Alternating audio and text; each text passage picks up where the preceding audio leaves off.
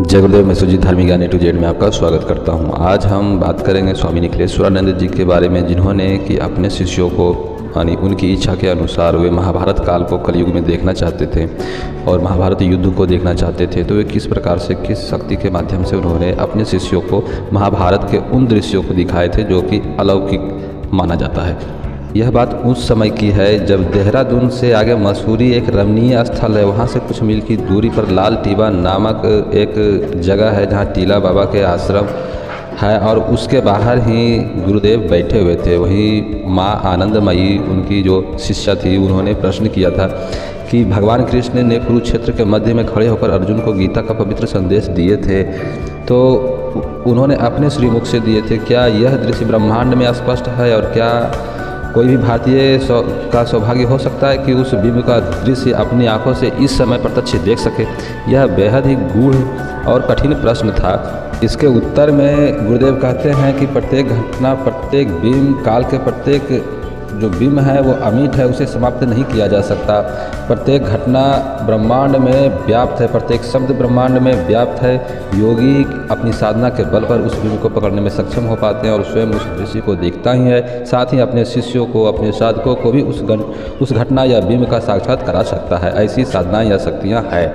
माँ या आनंदमयी चुप रह गई। यद्यपि उनके चेहरा यह कह रहा था कि ऐसा सौभाग्य जीवन में मिल जाए तो वास्तव में ही यह सारा जीवन सार्थक हो जाए। स्वामी निखिलेश्वरानंद जी उनके भावों को ताड़ लिए थे और बोले कि क्या उस दृश्य को देखना चाहती हो? इस पर हम सारे शिष्य जो उनके साथ थे, माँ आनंदमयी थी, सब प्रफुल्लता के साथ बोले, यदि हूबहू वही दृश्य इन चर्म चक्षुओं से देखा जा सके तो इससे बड़ा सौभाग्य और क्या हो सकता है, और आपकी कृपा हो जाए तो अवश्य यह स्वप्न सार्थक और साकार हो सकता है। इसके बाद गुरुदेव कुछ क्षणों तक अपनी आंखें बंद करके ध्यानस्थ हो गए। लगभग 5-7 मिनट ऐसे बीत गए होंगे। तभी सभी शिष्यों ने गुरुदेव के नेत्रों की आंखों की ओर ताक रहे थे। थोड़ी देर में उन्होंने आंखें खोली और वे बोले, मैं उस घटना का, उस क्षण को पहचान लिया हूँ और साधना के द्वारा मैं मेरे सामने स्पष्ट है, और अब सब इस चट्टान की ओर ध्यानपूर्वक देखो और वह सब कुछ देख सकोगे जो कि आप देखना चाहते हो। कुछ ही क्षणों में सारे शिष्य आश्चर्य का ठिकाना ही नहीं रहा। जब वे सभी विशाल मैदान की तरफ देखा, वहाँ जो पहाड़ थे वे विशाल मैदान में बदल गए थे। एक तरफ कौरव अस्त्र शस्त्रों से सुसज्जित खड़े थे और दूसरी तरफ दृष्टि जाती थी तो पांडवों की सेना थी। जहाँ तक भी दृष्टि जाती सैनिक ही सैनिक दिखाई दे रहे थे। सैनिक महाभारत के समय अस्त्र शस्त्रों से सुसज्जित थे। दूसरी तरफ पांडव की सेना साफ दिखाई दे रही थी और ऐसा लग रहा था जैसे दोनों के मध्य में एक अत्यधिक सुंदर तेजस्वी रथ, उसके ऊपर लाल ध्वजा फहरा रही थी और ध्वज दंड के ऊपर हनुमान बैठे हुए थे। रथ के सारथी के स्थान पर भगवान श्री कृष्ण अत्यंत तेजस्वी मुकुट पहने हुए अर्जुन पूर्ण योद्धा के भेष में सुसज्जित बैठे हुए थे।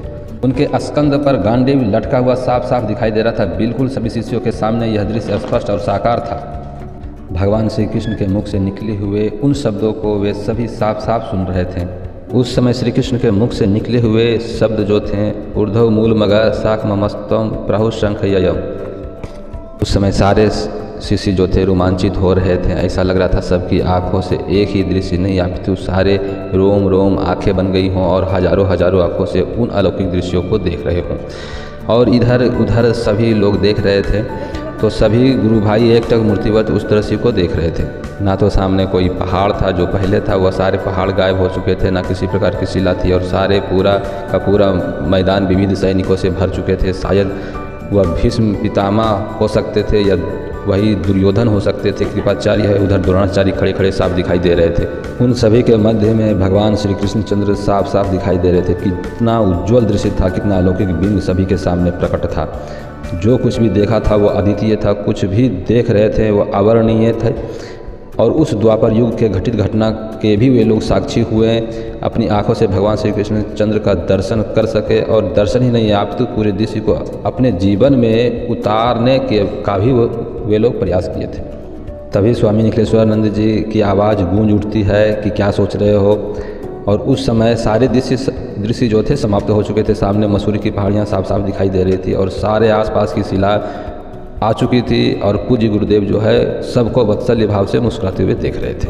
तो सनातन धर्म में इस प्रकार की उच्च कोटि का ज्ञान है, सिद्धियां हैं, शक्तियां हैं। लोग इनसे दूर भले हो रहे हैं, लेकिन सनातन का ज्ञान जो पहले था आज भी सुरक्षित है। इसमें ज़रूरत है कि सभी युवाओं को, जो सनातनी युवा हैं, वो इसमें आगे आए और इन ज्ञान को, इस सिद्धियों को अपने अंदर समाहित कर सकें। अगर ये वीडियो आप लोगों को अच्छी लगी हो तो चैनल सब्सक्राइब करें, वीडियो लाइक शेयर जरूर करें। अंत तक देखने के लिए धन्यवाद।